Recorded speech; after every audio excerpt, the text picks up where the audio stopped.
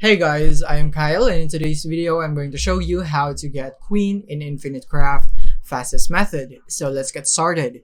So here we are in Infinite Craft, and the first thing we need is water and fire, and then a wind plus fire to create smoke, and then we need earth plus wind to create dust, and then add earth into dust to create planet, and then once you have planet, you need to add water into smoke and then combine fog with planet, and then you'd have Venus, combine it with steam to create life.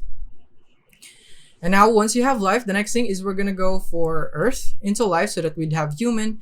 Once you have human, the next thing is we're gonna go for water, earth to create plant, and then another water to create this one, and then we're gonna add earth into swamp to create mud. Once you have mud, add fire to create brick, and then duplicate the brick so that you'd have wall, and then add brick into the wall so that you'd have house.